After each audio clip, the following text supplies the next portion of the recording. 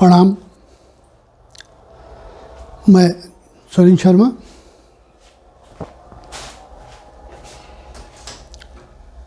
ज्योतिष विषय पर हमारी चर्चा जारी है, जिसमें हमने पिछले कई पाठों से पामिस्ट्री को लिया हुआ है।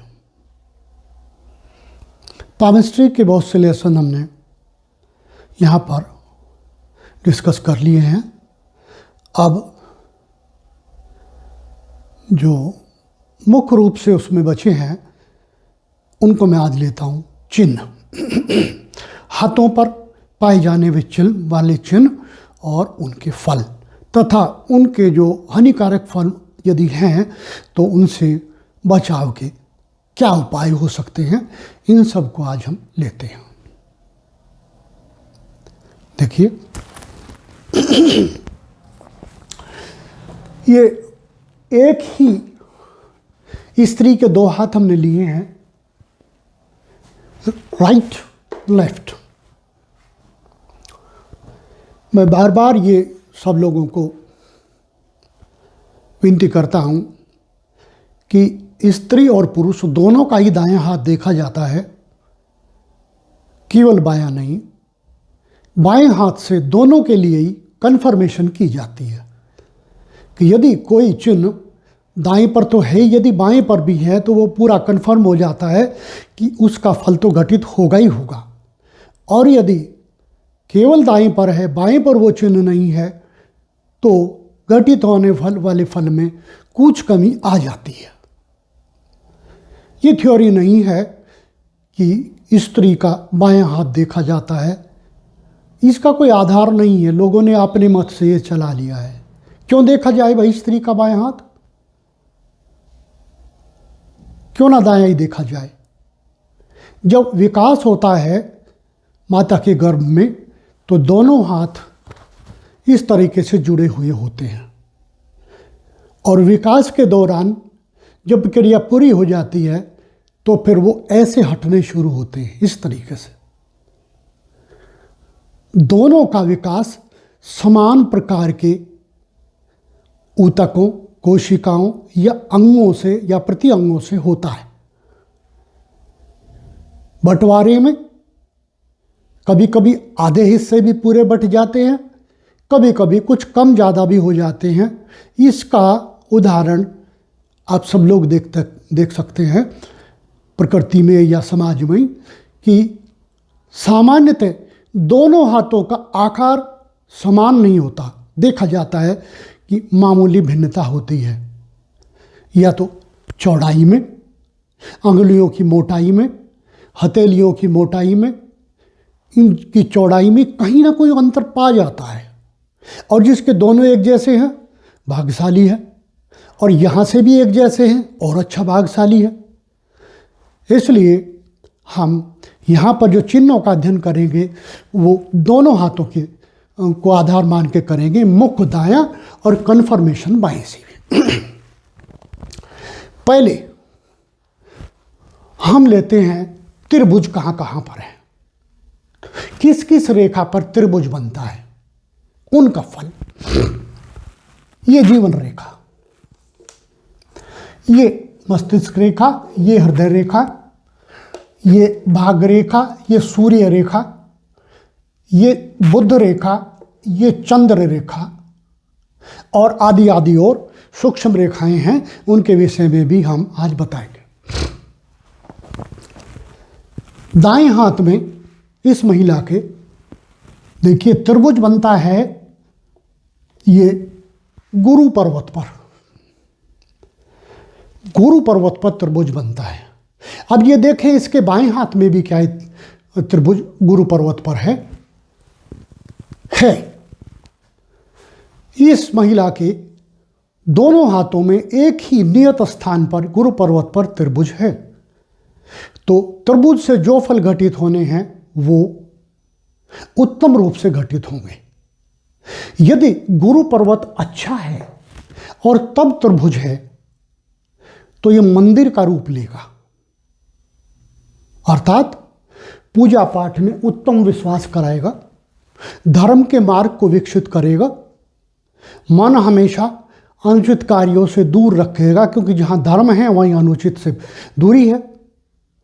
बहुत अच्छा होगा,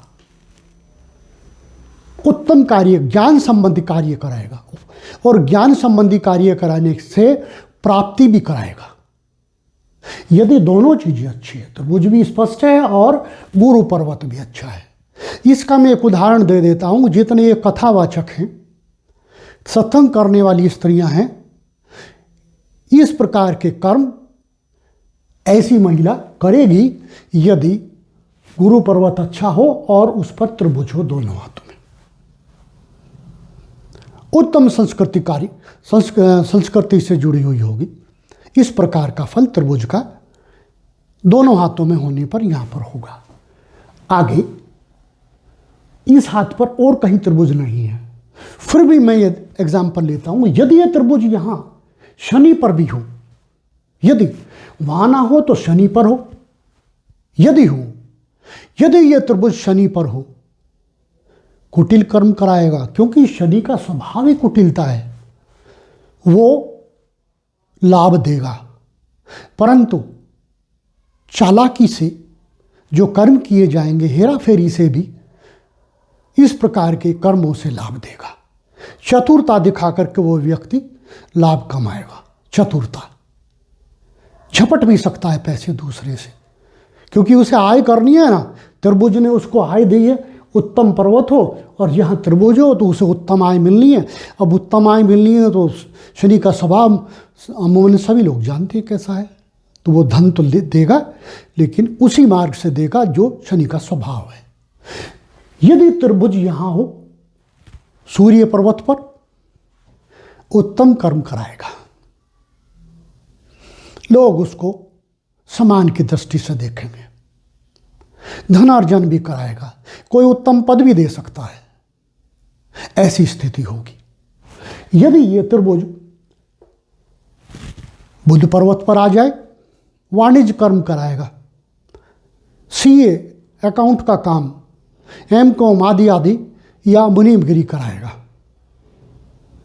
यद्यपि वो पर्वत भी अच्छा हो, अगर पर्वत अच्छा नहीं है उत्तम लाभ नहीं मिलेगा, क्योंकि ये मान के चलिए, फॉर एग्जाम्पल, यदि सवारी देने वाला घोड़ा कमज़ोर हो तो कितना ही उत्तम सवार उस पर बैठ जाए, यात्रा पूरी नहीं होगी। वही बात यहाँ त्रिभुज की होगी। अगर माउंट अच्छा नहीं है, वो जो पर्वत अच्छा नहीं है, तो कितना भी अच्छा त्रिभुज हो उत्तम फल नहीं देगा। फिर यदि यहाँ भी हो और यहाँ भी हो, दोनों हाथों में उत्तम फल हो, उत्तम त्रिभुज हो, उत्तम फल होगा। एक ही हाथ में हो, कम उत्तम होगा। अब हम आते हैं, देखिए ये मस्तिष्क रेखा पर, इस स्त्री के मस्तिष्क रेखा पर त्रिभुज है, यहां पर त्रिभुज उत्तम नहीं है। क्यों? क्योंकि स्पष्ट नहीं है, इसने दोनों तरफ से कवर कर लिया है मस्तिष्क रेखा को। फटीक, मस्तिष्क में तनाव, फ्रस्ट्रेशन, इस दौरान मस्तिष्क किसी बीमारी से ग्रस्त रहे, किसी न किसी ऐसी बीमारी से ग्रस्त रहे जो उसे तनाव दे, ट्रीटमेंट लेना पड़े। इस प्रकार का यहाँ योग हुआ यदि मस्तिष्क रेखा पर त्रिभुज हो। और यदि इस रेखा पर त्रिभुज हो, जीवन रेखा पर, चोट लगवाएगा लेकिन वहां से बचा देगा। हृदय रेखा पर त्रिभुज हो, आधा ऊपर आधा नीचे हो, इस तरीके से मध्य से हृदय रेखा गई हो, हानि देगा, क्योंकि बट गया दोनों तरफ, लाभ नहीं देगा। हृदय संबंधी आघात देगा, एक्सीडेंट भी दे सकता है, किसी नज़दीकी व्यक्ति का नुकसान भी करा सकता है, क्षति पहुंचा सकता है उसको, जिससे हृदय दिक्कत में आए। अब देखिए, इसमें बाएं हाथ में ये मस्तिष्क रेखा पर त्रिभुज है, दाएं पर भी है। इसका मतलब है ये स्त्री काफी तनाव से गुजरेगी, दोनों में है ना। इस दौरान ये कुछ ही वर्ष का समय होगा, 2-3 वर्ष का होगा, इन 2-3 वर्ष में उसे कुछ ना कुछ दिक्कत गुजरेगी। माइग्रेन हो सकता है, आधे सिर में दर्द हो सकता है, ऐसी ऐसी चीज़ें हो सकती हैं, चिकित्सा लेनी पड़ेगी। अब आता है क्रॉस। यदि किसी माउंट पर या किसी पर्वत पर क्रॉस हो, पर्वत अच्छा हो, क्रॉस हो तो अन्य प्रकार का फल होगा। पर्वत अच्छा हो और अच्छा ना हो और क्रॉस भी हो तो अन्य प्रकार का फल होगा। यदि पर्वत अच्छा हो, किसी का भी, गुरु का, शनि का, सूर्य का, बुध का, और ये दोनों हाथों में ही अच्छा हो, जिस पर भी क्रॉस है, कल्पना कीजिए यहाँ क्रॉस है, ये सूर्य रेखा के नीचे है, लेकिन इस सूर्य रेखा के नीचे यहाँ स्टार है, दोनों में भेद आ गया।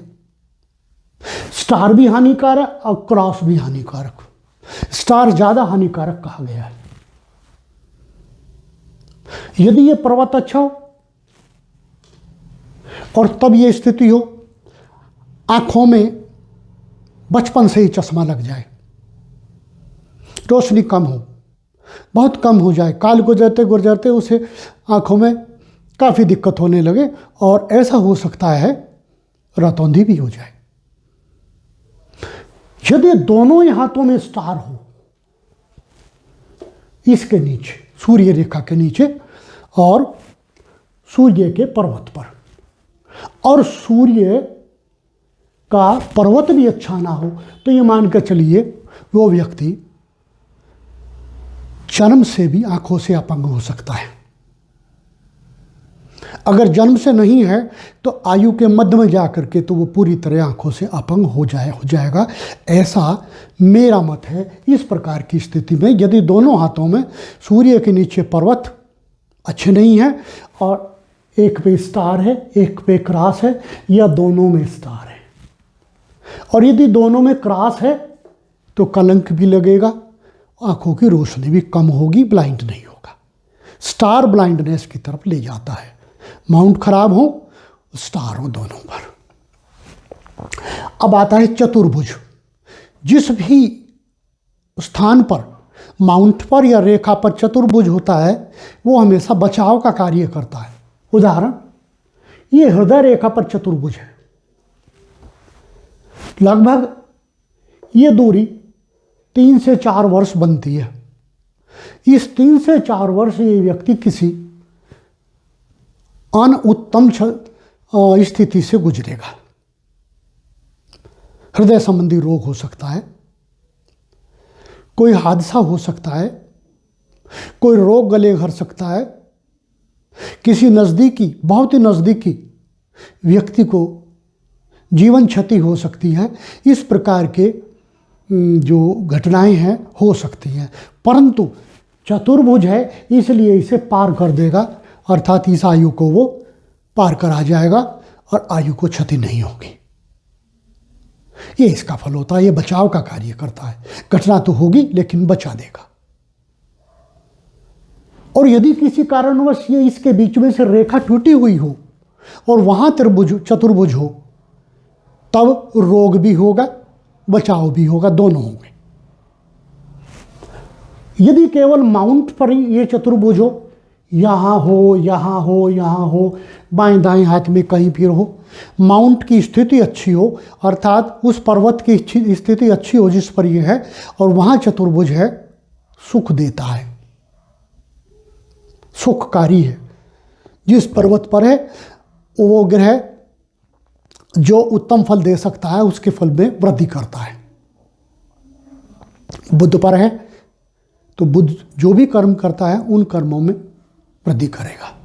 शनि पर है तो शनि जो भी कर्म करता है उन कर्मों में वृद्धि करेगा। अभी आप सोचे कौन ग्रह क्या करता है। बुध तो सामान्य वाणिज्य कर्म कराएगा, मैथमेटिक्स का ज्ञान देगा, लेकिन शनि स्वभाव से जैसा फल देगा सब लोग जानते हैं, मेरी मतानुसार कड़वाई देता है, गलत मार्ग की तरफ ले जाकर के आय करा देता है। चतुर्भुज की यह स्थिति है। फिर आता है, देखिए, जाल। ऐसा जाल जिसमें एक से अधिक चतुर्भुज बन जाए, कई सारी रेखाएं हों, पड़ी और खड़ी।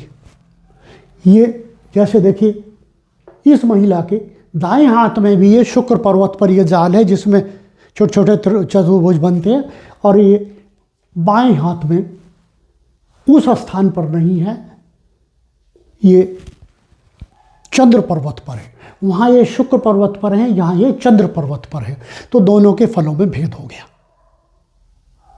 शुक्र पर्वत पर होने से ये अच्छा फल नहीं देगा।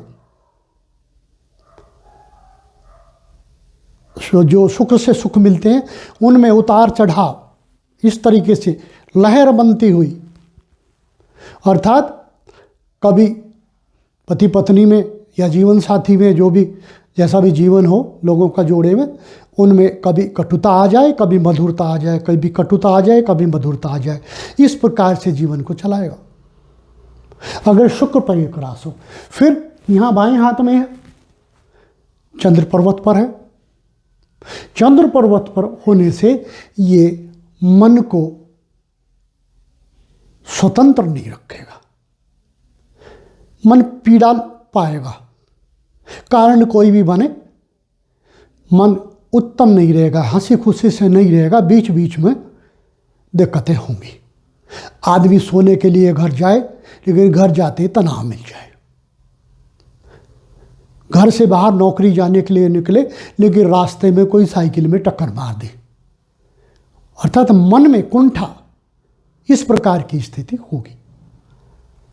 आगे अब देखिए, शुक्र पर क्रास की स्थिति बता दी। क्रास उत्तम नहीं होता, जहां भी होगा वहीं हानिकारक होगा, ये क्रास की स्थिति होती है। फिर आते हैं यहाँ शंख और पद्म। ये हम देखें किसी के भी, जैसे इस महिला के 1 2 3 4 शंख हैं, इसके दाएं हाथ में 4 शंख हैं, भाग्यशालियों के होते हैं। जिनको 5 अंगुलियों में से 4 अंगुलियों में शंख हो, बहुत उत्तम होते हैं। धर्म कर्म कराएं, उत्तम सुख दें, अच्छी आमदनी दें, अच्छा जीवन साथी दें, सम्मानजनक जीवन जिए। इस प्रकार का यदि 4 पे और 5 पे हो तो कहते हैं सोने में सुहागा, बहुत अच्छा। 5 पर होना तो अति भाग्यशाली कहा जाता है।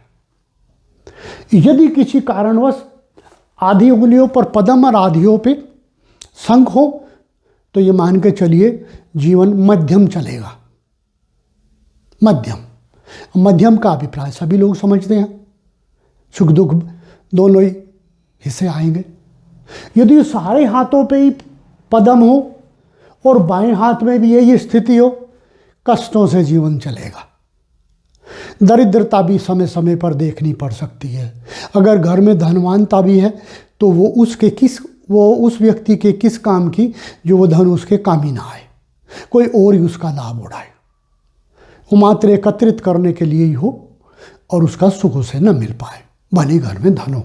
यदि दोनों हाथों पर पद्म हो, ये पद्म यदि सभी उंगलियों में दोनों हाथों पर हो तो ज़्यादा कष्टकारी हो जाते हैं, 50-50 हो तो कम कष्टकारी रहते हैं। ये स्थिति है। अब ऐसा भी होता है किसी अन्य पर्वत पर ही स्टार पा जाए। देखिए, जैसे दाएं हाथ में इसके यहाँ ये चंद्र पर्वत के डाउन में जहाँ पर राहु का स्थान होता है, वहाँ इसका स्टार है। और इस स्टार का अभिप्राय, राहु तो वैसे ही खतरनाक और स्टार और हो गया, इसका अभिप्राय ये है कि जब भी राहु की दशा आएगी वो कलंक लगवाएगा। भले ही महादशा आए, मध्यम दशा आए, सूक्ष्म दशा आए, कुछ न कुछ अपमान देगा, ये स्थिति होती है। अब मछली का निशान, जिस भी माउंट पर मछली का निशान बन जाएगा, 4 चांद लगा देगा उस माउंट के फलों में। जैसे ये सूर्य के नीचे यदि ये मिल जाए, ख्याति देगा, धन देगा, मछली का निशान। जितने मैंने हाथ देखे हैं उनमें जब जिसको भी मिला, ये सूर्य के नीचे मिला और किसी पर नहीं मिला। परंतु यदि और किसी पर भी हो तो ये उसको, उसके सुखों को बढ़ाता है, मछली का निशान। अब आती है कलाई की रेखाएं, मणिबंध रेखाएं।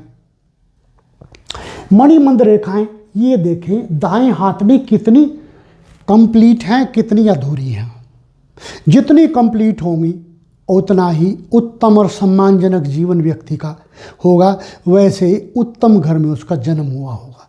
लेकिन यदि इनकम्प्लीट है 50-50 रहेगा। ये स्थिति होगी। जितने चिन्ह मेरे ध्यान में आए, मैंने अपने अभ्यास में अनुभव में देखे, उनको मैंने क्लैरिफाई किया। अब इनके उपाय भी होते हैं। अगले पाठों में हम इनके उपाय के विषय में भी डिस्कस करेंगे। आज का पाठ पूर्ण होता है। यदि आपको ये पाठ भाया हो, आपके लिए ज्ञानदायक हो, तो कृपया चैनल को सब्सक्राइब करें, लाइक करें और कमेंट अवश्य दें। चाहे जैसा आपको जैसा भी लगे, अच्छा लगे, अनच्छा लगे, घटिया लगे, अच्छा उत्तम लगे, कमेंट अवश्य लिखें। मैं आपका आभारी रहूँगा। प्रणाम।